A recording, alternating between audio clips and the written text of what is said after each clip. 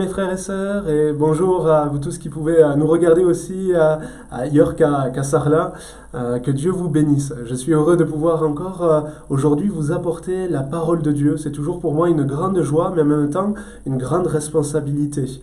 Et ça amène aussi des combats, de l'opposition. Et c'est pourquoi je compte sur vous pour votre soutien dans la prière. J'espère que vous le faites. J'espère que vous priez pour moi, pour ces moments. En tout cas, moi je le fais. Je prie vraiment pour vous de tout mon cœur, pour vous mes frères et sœurs ici à l'église de Sarlat, mais pour vous tous qui pouvez regarder aussi ces messages, ces vidéos.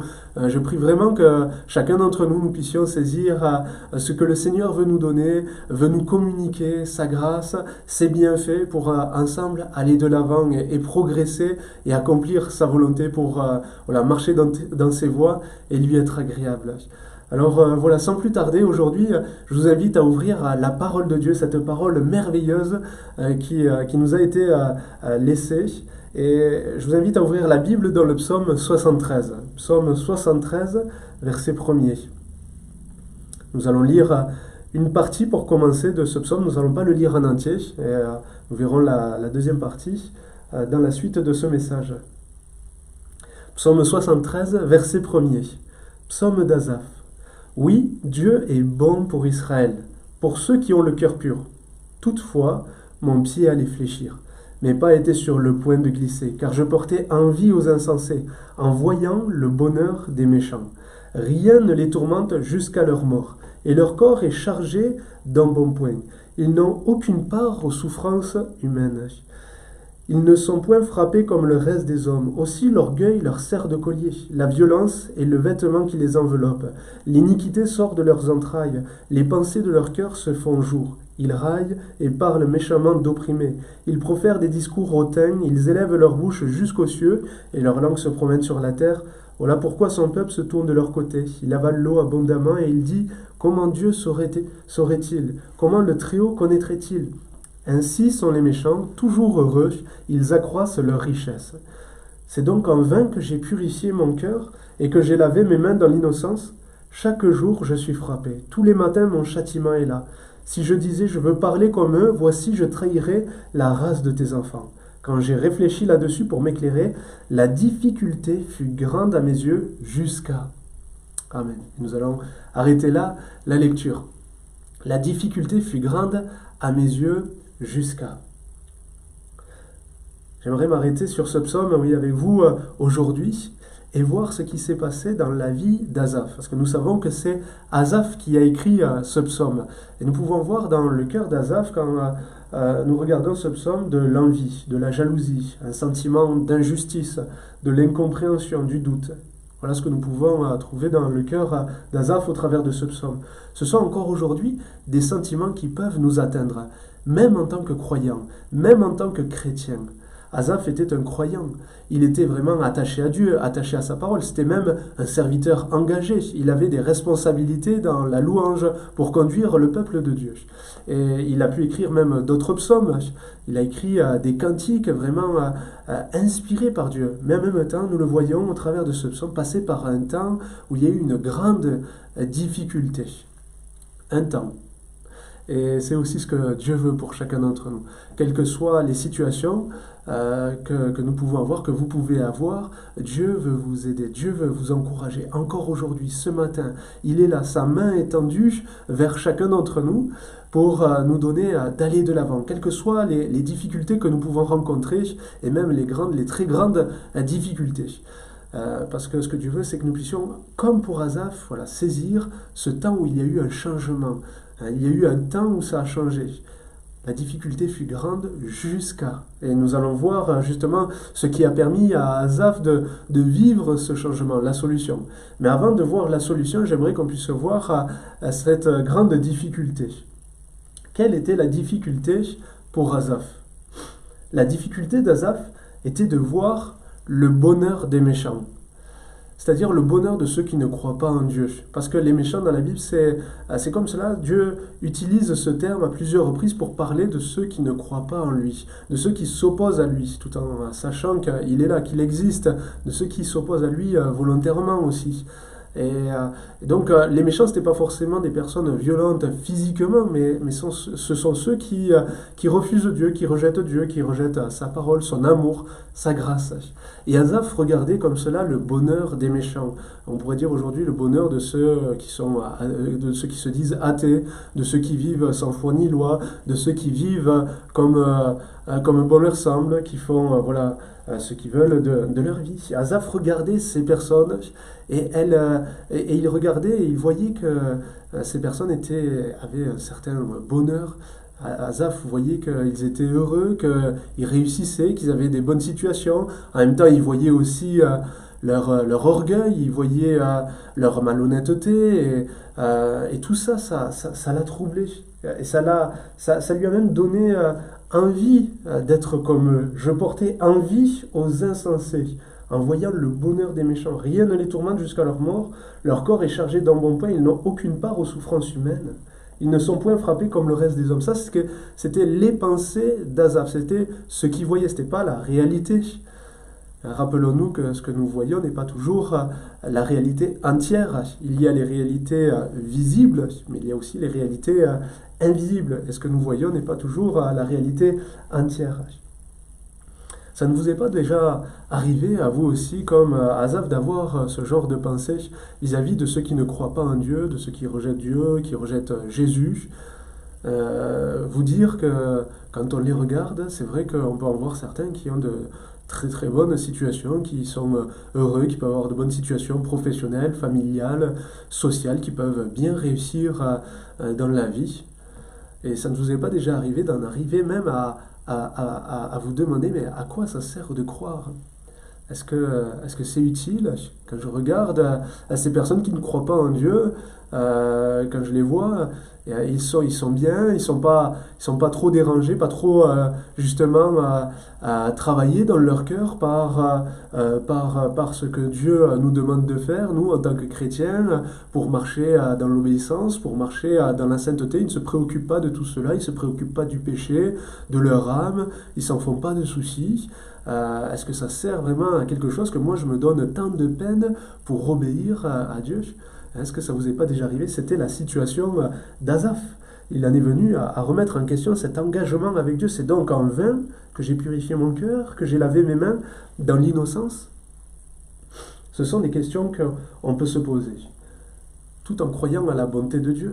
Asaph connaissait Dieu et il savait que Dieu était bon. C'est comme ça là que ce psaume commence. Oui, Dieu est bon pour Israël, pour ceux qui ont le cœur pur. Asaph savait que Dieu était bon, immensément bon, qu'il y avait la bonté de Dieu pour ceux qui avaient ce cœur attaché à Dieu, ce cœur ouvert, sincère, qui marche dans la pureté. Mais en même temps, toutefois, mon pied allait fléchir. Voyez. Et on peut être aussi comme cela, croire en Dieu, croire à sa bonté, à ses bénédictions, savoir que Dieu est celui qui fait concourir toutes choses à notre bien, savoir qu'il a des projets de paix, des projets merveilleux pour chacun d'entre nous, et en même temps, être sur une pente qui peut nous amener à tomber, à chuter. Toutefois, mon pied allait fléchir, mais pas été sur le point de glisser. Ça peut arriver encore aujourd'hui à certains d'entre nous. Et il nous faut savoir être vigilant. C'est pas toujours évident. Ça peut paraître facile pour certains, ce genre de questions. Pour certains croyants, pour certains chrétiens, c'est vrai que quand on connaît Dieu, quand on connaît sa parole, on peut rapidement se dire... mais je sais que loin de Dieu, il n'y a, parce que la Bible le dit, loin de Dieu, il n'y a point de paix, il n'y a point de repos, et il n'y a pas de véritable bonheur. Oui, on peut connaître un certain bonheur ici-bas, mais ça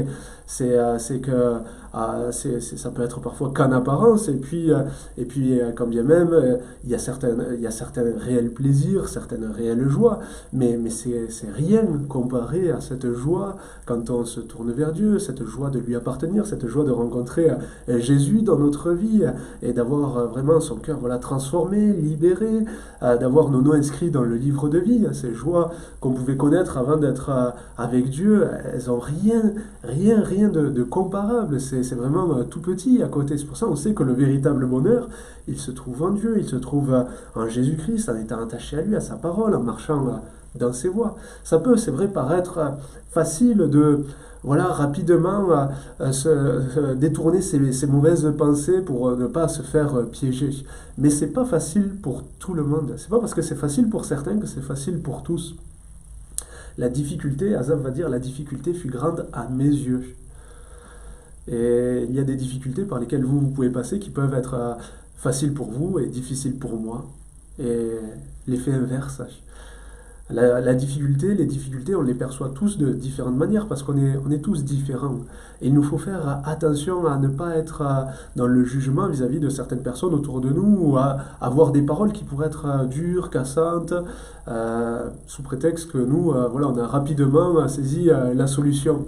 C'est pas toujours facile pour tout le monde parce que c'est des situations qui se passent. Moi, en tant que pasteur, j'ai pu voir des personnes parfois, voilà, passer par le deuil, perdre un être cher et proche de un mari, une épouse, et ces personnes, voilà, j'ai pu en voir certains, voilà, être attachés à Dieu et saisir rapidement la consolation. Et tant mieux pour eux, merci Seigneur, Dieu est un Dieu qui console les affligés, qui nous console dans toutes nos afflictions. Mais parfois j'ai pu voir, voilà, ces personnes qui avaient pu faire cette expérience rapidement, avoir des paroles vis-à-vis d'autres de personnes autour d'eux qui pouvaient aussi passer par le deuil difficile parce que ces personnes demandaient à ce que voilà presque les personnes qui pouvaient vivre la même situation fassent leur deuil aussi rapidement qu'eux, saisissent la consolation aussi rapidement qu'eux, mais ça se passe pas pour tout le monde de la même manière. Et il nous faut bien faire attention. Hein. J'ai pu voir ces situations, je vous dis vraiment en tant que pasteur, voilà, les personnes disent ah mais voilà, Dieu m'a consolé rapidement, alors voilà, ça va être pareil pour toi et il faut vraiment voilà, saisir sa grâce et maintenant il faut arrêter de pleurer, il faut arrêter de se lamenter, faut se réjouir par la foi, il faut prendre position. Et on peut faire vraiment du mal en agissant ainsi. Il nous faut vraiment être sensible, avoir de la douceur et de la compréhension, chercher à comprendre ce qui nous entoure et en même temps avoir cette compassion. Et merci Seigneur parce que c'est vrai que nous pouvons être bien souvent maladroits, mais Dieu lui ne l'est pas. Et il y a dans le cœur de Dieu cette compassion à l'égard de chacun d'entre nous. C'est ce que nous pouvons voir vraiment dans sa parole, c'est ce que nous voyons dans ce psaume. C'est ce qu'il y a encore dans le cœur de Dieu pour vous qui pouvez entendre ce message. Il y a cette compassion dans le cœur de Dieu et il ne dédaigne pas, il ne méprise pas vos peines, vos difficultés, grandes ou petites. Il ne vous rabaisse pas, mais il vous considère, il est concerné par vos problèmes et vos difficultés, il est touché, il n'est pas insensible, mais il veut vraiment vous aider. Il y a sa main qui est encore tendue aujourd'hui pour nous aider, pour nous conseiller, pour nous donner d'aller de l'avant. Et peut-être que vous êtes dans des difficultés similaires à Asaph, peut-être que c'est aussi ces questions qui vous troublent aujourd'hui, le bonheur de ceux qui ne croient pas en Dieu, à quoi ça sert de croire en Dieu, mais peut-être que vous avez d'autres grandes difficultés, hein. Il y en a de toutes sortes, dans le couple, dans la famille, avec les enfants, peut-être que vous avez de grandes difficultés en ce moment avec vos enfants, peut-être que vous avez de grandes difficultés avec votre travail, votre employeur, peut-être que vous êtes sur le point de perdre votre travail, et c'est une grande difficulté pour vous, vous ne savez pas comment vous allez faire pour la suite. Et vous voyez, tout cela, Dieu le voit. Et Dieu est là vraiment aujourd'hui pour vous aider, pour vous donner la solution. La solution à votre problème, à votre besoin, cette grande difficulté, comme pour Asaph. Alors la solution, où est-ce qu'elle se trouve ? Eh bien, la solution, elle se trouve toujours au même endroit. Depuis le temps d'Asaph, ça n'a pas changé. La solution, elle se trouve dans la présence de Dieu. Elle se trouve là, la solution. La difficulté, c'est ce que ce psaume nous dit par la suite. On s'est arrêté à la difficulté fut grande jusqu'à. La difficulté, à mes yeux, fut grande jusqu'à ce que j'ai pénétré dans les sanctuaires de Dieu. Jusqu'à ce que j'ai pénétré dans les sanctuaires de Dieu. Jusqu'à ce que je me sois tenu dans la présence de Dieu. C'est ce que ça signifie. Les sanctuaires de Dieu, la présence de Dieu. Et aujourd'hui, où peut-on trouver la présence de Dieu ? Bien, en venant à l'église. Normalement, nous pouvons trouver la présence de Dieu en venant à l'église. mais nous pouvons trouver aussi la présence de Dieu chez nous, là où vous êtes. En regardant cette vidéo, Dieu est là, Dieu est à vos côtés parce que Dieu n'est pas limité à un lieu, à un endroit, il n'est pas bloqué par un bâtiment. Dieu est au-dessus de tout et en même temps il est omniprésent. Ça nous dépasse, mais c'est sa parole, c'est la réalité, c'est la vérité, ça fait partie des réalités invisibles qu'on a du mal à saisir, mais en même temps qui nous font tellement de bien, qui nous rassurent de savoir que Dieu est là et qu'on peut se tourner à tout moment vers lui, que ce soit dans notre maison, que ce soit à l'extérieur, dans la rue, que ce soit sur notre lieu de travail. On peut être continuellement, c'est l'attitude que l'on a en tant que chrétien, on est continuellement en relation, à rechercher à être en relation avec Dieu tout au long de nos journées. On dit la prière c'est la respiration du croyant, du chrétien. Mais en même temps, il y a des moments où il faut savoir nous arrêter. Et c'est ce que Jésus nous enseigne dans ce passage dans Matthieu chapitre 6, verset 6. Mais quand tu pries, entre dans ta chambre, ferme ta porte et prie ton Père qui est là dans le lieu secret. Et ton Père qui voit dans le secret te le rendra. Quand tu pries, entre dans ta chambre, ferme ta porte et prie ton Père. Dieu se trouve dans le lieu secret. C'est-à-dire dans ces moments où on peut se retrouver, où on s'arrête. C'est ce que ce passage nous enseigne. Ces moments où on arrête nos activités pour se tenir vraiment d'une manière particulière devant Dieu. Et on a besoin de ces moments. On a besoin d'être toujours ce cœur tourné vers le Seigneur dans nos activités tout au long de notre journée, mais aussi savoir nous arrêter, surtout dans des moments où il peut y avoir de grandes difficultés. Parce que c'est dans ces moments qu'on a vraiment besoin d'être à l'écoute de ce que Dieu veut nous dire. Et Dieu est là et il nous attend dans le lieu secret. Il nous attend pour nous faire du bien. Il nous attend pour nous éclairer. Quand tu pries, entre dans ta chambre, ferme ta porte. C'est pas obligé, comme je disais, que ce soit forcément dans une maison, un lieu, parce qu'on peut avoir ce même temps de qualité à l'extérieur. En se baladant dans une forêt. Moi, je sais que j'aime beaucoup prier dehors, à l'extérieur, dans la nature, et avoir des moments où je m'arrête et où je ferme la porte. Mais c'est pas, il n'y a pas de porte, mais la porte, ça peut aussi parler de nos pensées, ça peut parler de ce qui peut nous perturber. Vous voyez, par exemple, le téléphone. Moi, je sais que je ferme, quand je veux vraiment me tenir dans la présence de Dieu, j'éteins, je coupe mon téléphone. Je ferme la porte à mon téléphone parce que je sais que quand on veut s'approcher de Dieu, il peut y avoir toujours plein de choses qui viennent nous perturber. Mais la porte, ça peut être aussi la porte dans nos pensées. Fermer la porte de ces pensées qui peuvent parfois nous assaillir, ces grandes difficultés qu'on passe et qu'on repasse sur notre cœur qui nous prennent la tête et qui nous obsèdent parfois. Et Jésus nous appelle à fermer la porte. À un moment donné, oui, à prendre position dans sa présence pour être à l'écoute de Dieu, à l'écoute de ce qu'il veut nous dire. Un temps où on s'arrête pour lire sa parole, lire la Bible. Oui, c'est là, c'est dans sa présence que nous pouvons trouver la solution à tous nos besoins. À tous nos besoins, je dis bien. Je ne dis pas par contre que nous aurons la réponse à toutes nos questions, la réponse que nous attendons, mais nous aurons la solution à tous nos besoins, la solution de Dieu. La solution de Dieu nous sera donnée pour avancer dans la paix, pour être rassuré, pour être confiancé. Voilà, c'est vraiment ce qui s'est passé pour Asaph. Et on peut lire et voir la suite de ce psaume ensemble, à partir du verset 16. Quand j'ai réfléchi là-dessus pour m'éclairer, la difficulté fut grande à mes yeux, jusqu'à ce que j'ai pénétré dans les sanctuaires de Dieu, et que j'ai pris garde au sort final des méchants. Oui, tu les places sur des voies glissantes, tu les fais tomber et les mets en ruine. Et quoi? En un instant, les voilà détruits. Ils sont enlevés, exterminés par une fin soudaine. Comme un songe au réveil, Seigneur, à ton réveil, tu repousses leur image. Lorsque mon cœur s'aigrissait et que je me sentais percé dans les entrailles, j'étais stupide et sans intelligence. J'étais à ton égard comme les bêtes. Cependant, je suis toujours avec toi. Tu m'as saisi la main droite. Tu me conduiras par ton conseil, puis tu me recevras dans la gloire. Quel autre ai-je au ciel que toi? et sur la terre je ne prends plaisir qu'en toi. Ma chair et mon cœur peuvent se consumer, Dieu sera toujours le rocher de mon cœur et mon partage. Car voici ceux qui s'éloignent de toi périssent, tu réduis au silence tous ceux qui te sont infidèles.